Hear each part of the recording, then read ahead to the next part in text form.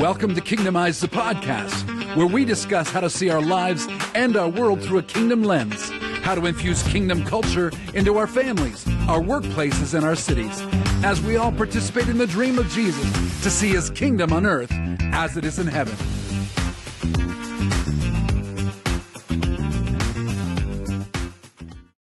Hey, we're back with Kingdomize, the podcast, and we are glad that you have joined us today.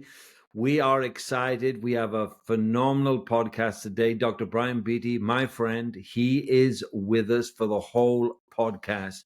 We are going to dialogue with a person who is not just a theorist. He is a practitioner to what we are going to talk about. This whole series that we have at the moment is called Kingdom Zeal. Kingdom Zeal. How we get the zeal of God in our hearts and in our lives and how that outworks. And so this particular segment of the series is called Evangelistic or Apostolic. And we are going to explore again Isaiah chapter 9 and verse 6 and 7 about God's ever expanding kingdom, not just a Christmas verse, but God's ever expanding kingdom. And the verse that I love very much in Revelation 11 and verse 15, that the kingdoms of this world become the kingdoms of our Lord and Christ. There's a way for that to happen. There's a process for that to happen, and it can happen. And I'm delighted, just delighted today to have Brian with us. Glad you're with us today, Brian, and we're looking forward to kicking us off on, we probably need some definitions because evangelistic, apostolic, those terms have been bandied around for decades now, and people have different pictures of what they mean. But hey, help us to understand them and help us how we get the kingdom into our world. Excellent. Good to be with you, Ian. And this is going to be fun. I love the name of this series, Kingdom Zeal. And if we do it well, we'll be zealous to do it, talk about it, and then zealous to do it. That's really what we want as Kingdomize, right? How do we help people do that? And we've decided, as we've broken down Isaiah 9, verse 7 specifically, that there's a king that has a country, that has a culture, that has citizens that proclaim who he is. And so my role in the next couple of podcasts that I do is to talk about that ever-increasing country. The country is, when we look at kingdom, it's the domain of the king. The kingdom is the domain of the king where he has his rulership. And so we believe it is ever-expanding. And so, as you just said, we really want to define some terms because we don't want to shy away from terms. We called this specific podcast evangelistic or apostolic. And automatically people are going, oh no, you're going to talk about apostles. What is all that? Well, we intentionally want to define some terms and demystify them. Yeah. Because people will hear that word and go, whoa, we can't talk about apostle. Well, Jesus liked it. The apostle Paul liked it. So let's define some terms here regarding what we're doing. So evangelism, from the Greek, it specifically means good news. So we don't have a problem with good news, so we're okay with that. Apostolic, and let me just say, I think for most people, if they really even say the word, they go, oh, that's our missionaries. They're the ones that go take new ground. We'll call apostles missionaries. Well, that's lovely. It's just not correct. It's not what the original word meant. And so we want to define a couple of terms. We want to define apostle and church to start today. So the apostle, he was the one, or she, or they were the ones that went from one culture, they understood their culture, and they would go and bring their culture to another place. So the main example in Paul's time, Apostle Paul, would be the Romans were conquering everywhere. And you would be a Roman apostle if you took your Roman culture, the culture of Rome, you would go conquer another land, and then you would go superimpose or impose your culture on that new territory you've taken. So it wasn't a spiritual word. And Jesus took a secular word and says, that's what I want my people to do. I want them to live apostolically. I want them to be immersed in my kingdom, have the culture of my kingdom, and then wherever they go in all the world, go into all the world, take my kingdom culture there as an apostle. Grab the culture and superimpose it, take it everywhere, not in a dominating way that, say, the Romans would, but with love and with peace and righteousness, peace, and joy. And so that's the apostolic piece. So that's important, right? Yeah, I mean, that's probably fresh revelation for some people on the podcast today. I just want you just to think about that, guys, as you're listening to that, because that may be be new information for you. And oftentimes when we get new information, we are tempted to punt it. I want to encourage you to investigate it, because when I began to understand some of this too, it was revolutionary to me and how I operated, and my whole value system changed. In fact, I stopped doing what I'd been doing for 35 years and went in a completely new direction. So it's powerful, it's pivotal. Thank you for that. Appreciate that. Take us to the next stage. Yeah. And I would say I experienced the exact same thing you're talking about, Ian. When I started hearing this, and at first it was like, oh, I can't talk about that. I can't talk. Well, apparently I better, because you look over in 1 Corinthians chapter 2, I believe it is, where it says the foundation of the church is built on apostles and prophets. Well, if that's true and we don't have them anymore, we're in trouble as we keep building the church, right? So the second term specifically is the church. So again, Jesus said, I will build my church, ecclesia, gates of hell will not prevail. So first of all, an understanding that, again, not a religious term. Jesus is stealing again.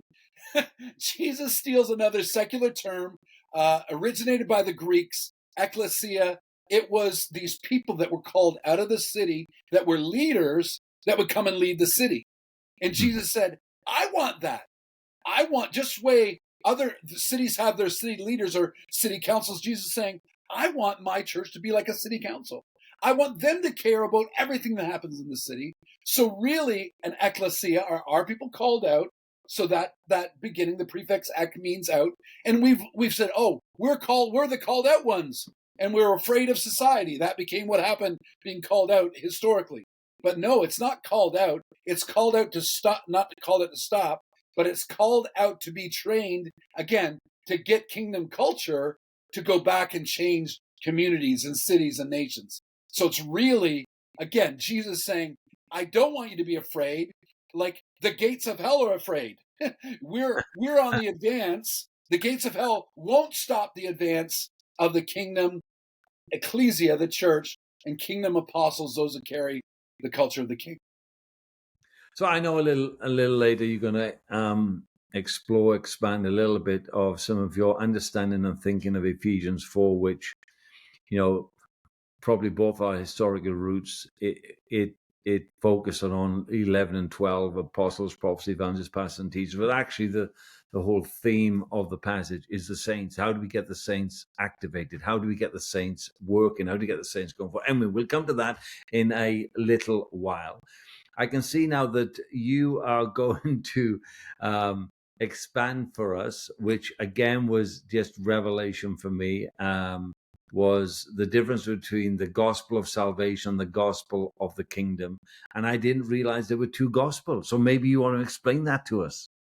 Well, I think there's only one gospel, but for so long we've centered on the gospel of salvation that we've lost the gospel of the kingdom. So let me say again, and we say this all the way through this series about Kingdom Zeal, is that we're not saying one is bad. We want people to be saved. We want salvation to come, right? We want that to happen. But the gospel of the kingdom includes salvation, but it goes deeper than that. So we would look at, say, Matthew 28 and Mark 16. And Mark 16 says, go and get individuals saved. Every creature gets saved in the Great Commission. We know that, we get that. We go back to Luther 500 years ago, and the Reformation goes, oh, the just will live by faith. Romans changed my life, blah, blah, blah. It's not about penance. It's not about this. It's not about these people. It's about Jesus can change my life. Excellent. Jesus wants to change your life. If you're listening to Kingdomize today and you're not a Christian, Jesus wants to change your life. He's already done everything to do it. And so that's really important. But after you're saved, you now have entered this incredible kingdom, and there's so much more. So it's not one versus the other. It's a both and. It's like we want salvation, but then we want the kingdom.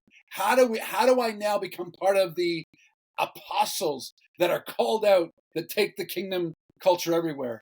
And I think it's really important because we're called to do that. Yeah, the dialogue I've had with other people in the past, trying to bring some definitions and clarity to the gospel of salvation, the gospel of the kingdom, is like it's like when you enter the foyer of a hotel. Yep, you're in the hotel. Yep, you're in God's kingdom, but you're only in the foyer, right? Yeah.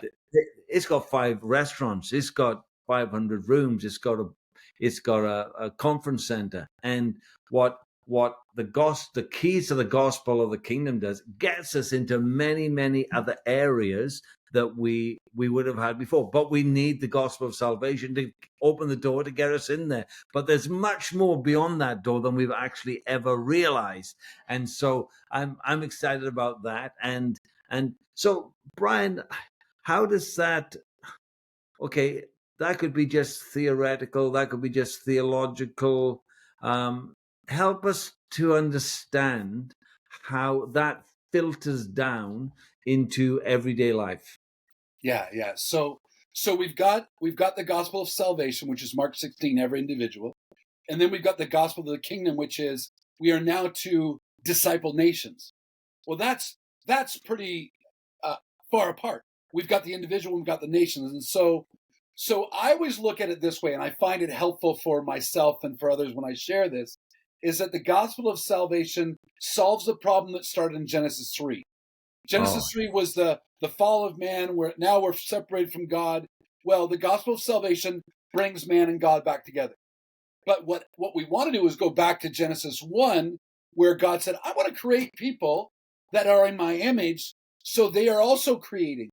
They're in my image. And so the gospel of the kingdom takes us back to that first place with God where we're co-creators.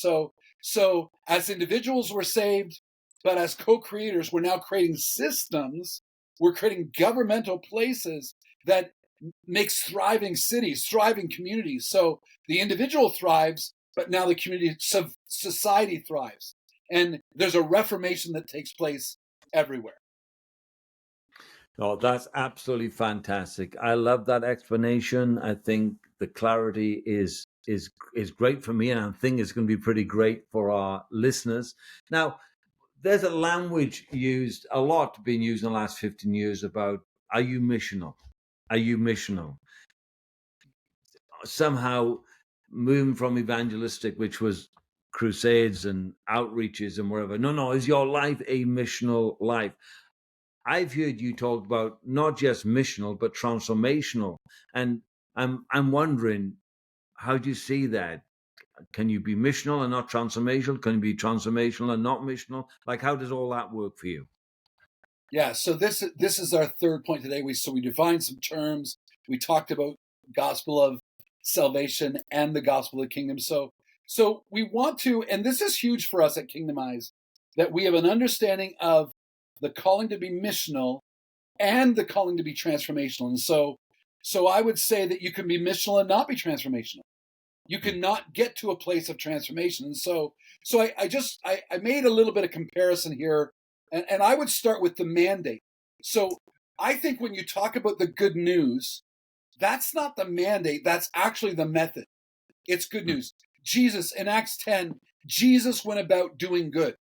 That was his method. Like, he did stuff, but that was how he did it. It was good news. But the method, or the mandate rather, is bring the kingdom. And so missional thinking is we're sent to proclaim the gospel. Transformational thinking is now we're sent to restore all aspects of society. So it's not that you lose one, that you're not proclaiming the gospel, but don't stop there. It includes your focus. Again, it's not specifically just an evangelistic focus, although it is. People need to get saved, but it's more holistic. How do we touch both the individual and the systems, right? And I actually like this one. Is the core question being, can we bring, or how do we bring people to Jesus versus how do we bring God's kingdom on earth everywhere? So again, it's not that one's bad. One missional is great, but kingdom thinking expands that, right? There's an emphasis that goes into justice and reformation. There's an emphasis on, and I'll just say this, there's an emphasis on root issues with transformational. And that may be the way that's most helpful for people to understand, that you can feed some people, or you can take away the need to do it because you've taught them how to get a job and feed themselves, right? Or I like the phrase that Martin Luther King Jr. used. So he was preaching about the story of the Good Samaritan. He was talking about the Jericho road, the road that the Good Samaritan was beaten on, and the Samaritan comes and he said, it's not about throwing a few coins to beggars and whether we can do that or not. He said, it's really, can we reconstruct the Jericho road? Can we so care about people that the places in our cities or the systems in our cities that don't allow people to thrive, we actually go to the root issues and deal with them? Can we do that? Mate, that is, again, I think that puts pictures in all of our minds, in terms of meeting a need or fixing the problem. And I know we've had this conversation many times about my understanding of this whole topic of being missional or transformational. Missional being we can meet a need, but transformational, we solve the problem. And what Martin Luther King said about, okay, let's buy the road, change the road, let's make it possible that people don't have to go robbing and thieving and beating people up. Let's change that. Let's bring an environment of the kingdom. And of course, we know that wherever the kingdom is, there's love and joy and peace and hope and future. As Jeremiah 29 verse 7 says this, pray that your city will be blessed and prospered, because if it prospers, you will prosper too.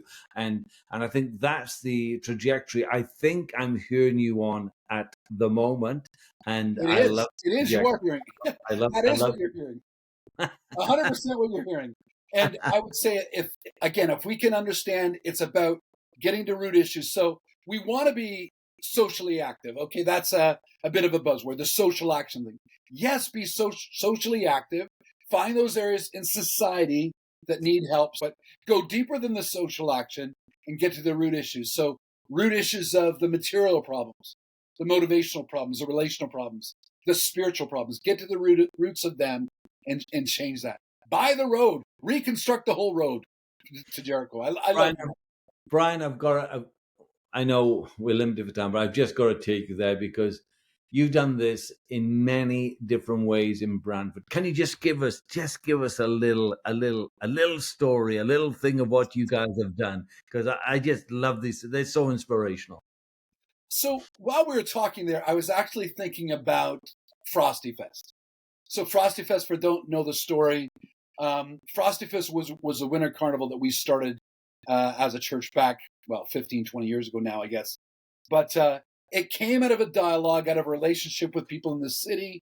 We had a downtown that was very poor, decrepit. No one wanted to come downtown. So we started working with the city on some things. And then after doing a couple things with the city, they came to us and said, can you do a winter carnival? And we were looking at, not being a big church at all, but we were going, yeah, we can do a winter carnival. Didn't know what to do, so we Googled it to find out how to do it. And our goal was, for the first year, if we could get 1,000 people to come downtown, because our downtown was a mess. And the root issue was poverty and fear, and there's all these things hanging over our downtown. We're like, well, that's not good. We don't want to deal with that anymore. So we thought we can create an event for our city that blows up all these issues about the downtown. And so our goal was 1,000 people. So the first year, 10,000. Sorry, the first year 8,000 people came. The next year 10,000, then 12,000, then 12,000. Year 5, 15,000 people came to this winter carnival. And it was that year that the mayor stood on the stage in the square, in Harmony Square, where we did the carnival. And he said it was a watershed moment of the transformation of our downtown. So as Christians, as apostles, as part of the ecclesia, we have the right and the responsibility to change our cities, to get rid of the fear, to get rid of the trepidation, to get rid of the understanding that nothing good can happen in my downtown. No, you can do it. You can do it by understanding relationally who you're working with, and then coming alongside and doing that. And so there's a root issue somewhere that you can deal with. That's awesome. And I know that sometimes, I know when I dialogue with people and we talk about poverty, and we only ever talk about material poverty, right? But there are other kinds of poverty, other solutions that we can bring, right? Yeah, of course. So yeah, you've got those 4 areas we talked about, whether it's material, motivational. So sometimes people just need a good kick in the pants, right? And that was one of our goals actually as Freedom House. One of our goal was, and we banded under this: Jesus needs new PR. The church in general isn't doing well, so we would intentionally do stuff to go and engage the church to serve the city. And we found that by doing that, we actually helped other churches get involved as well. And not just other churches, but other people. Like, there's a great atheist in our city that he draws a straight line to his involvement in community development to Freedom House because of our involvement. Wow. Like, and he would actually not call himself an atheist anymore. He's leaning more towards being an agnostic. So he's almost there. We've almost got him. Fantastic. That's fabulous. That's fabulous. People, I if you've never seen the story of the Bramford story, you need to Google it. It's absolutely amazing. The video that's normally on whatever platform it's on these days, YouTube probably. I have actually shown that video over 100 times in 5 different continents. It's blinking brilliant.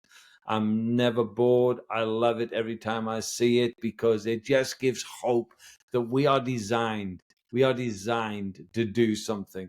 So, Brian,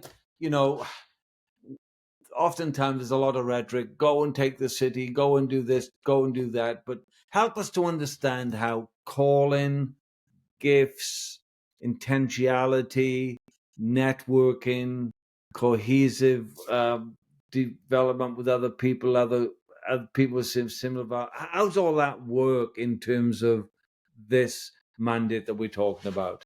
Yeah, really good. And so for our last point today, we're going to talk about that integration piece, the integration of callings, the integration of how people work. And so we'll go back to Ephesians 4 that we talked about. So when we talked about apostles, prophets, evangelists, pastors, teachers, we've redefined that for us. And as you said earlier, Ian, the purpose of Ephesians 4 isn't to say, look at those 5 wonderful people.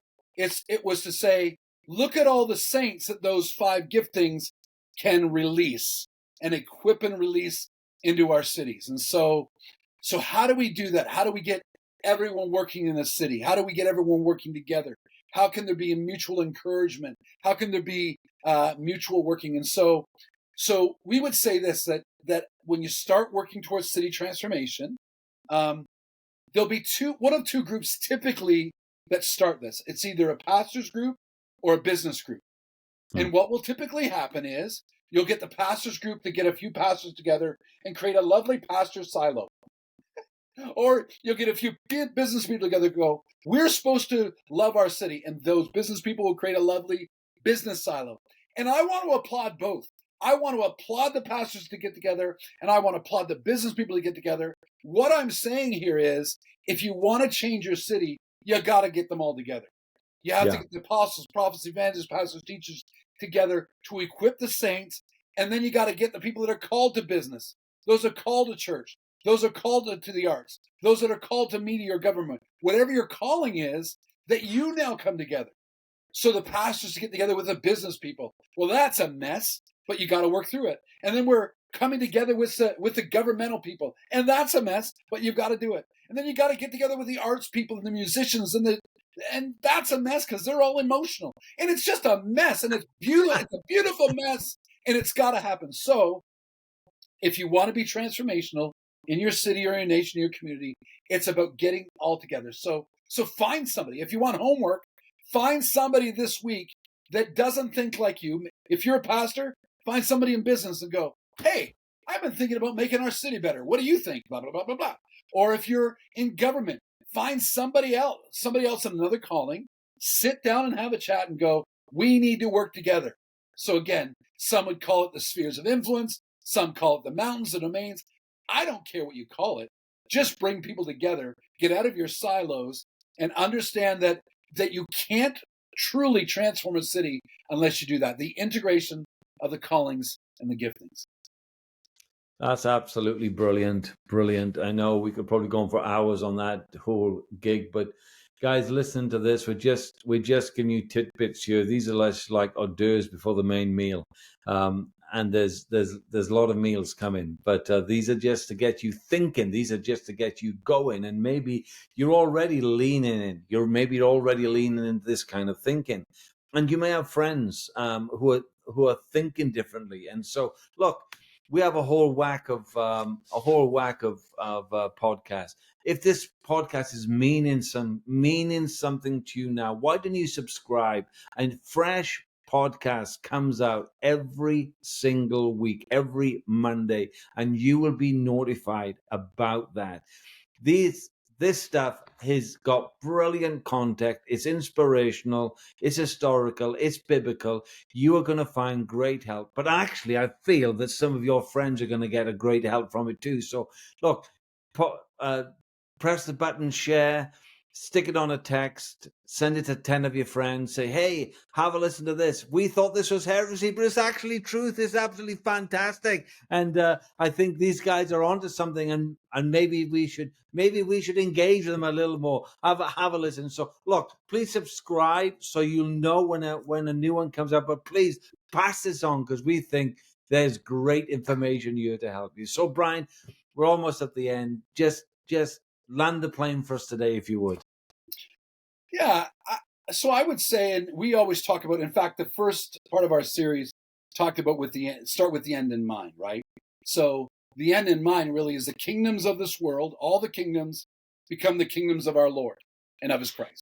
And so that's where we're heading. And we would say, let's see how far along we can get before Jesus comes back and says, done. How far along can we get? So how much in families and business and education? How much in our city? How much can we make our city, my city, look like the kingdom of God, with its culture, with its systems that affect both the individual, yes, but also the bigger governmental systems as well. It affects it all. And so it's both salvation for the individual and joy for the city. And it is transforming people, transforming cities. Thanks, Brian. Always an absolute pleasure to have you on the podcast. We love listening to you. We love your stories. We love what you bring, the revelation that God has given you to help the Church of Jesus Christ move forward. And so, friends, you've been listening to Kingdomize, the podcast. This is our series called Kingdom Zeal. We want everybody to be zealous about God's kingdom on the earth. That is, he is the king, we're not it.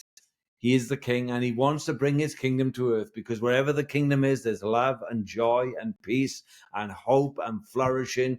And so we want that to happen. And so please, if you've enjoyed today, please press the subscribe button. Please pass it on. And we're looking forward to meeting with you again. It'll just be 7 days from now, and get ready to be blessed. But get ready to do something. Find someone in your city, outside of your sphere, and say, hey, how are we going to get the kingdom of God into this city? Because that's God's intention. Thank you for listening. Great to be with you. God bless you. Thanks for joining us today on Kingdomize, the podcast. Let's keep the discussion going throughout the week on our socials or on our website, kingdomizeglobal.com. Contact us today to see how we can walk together to see more of God's kingdom in your city as it is in heaven.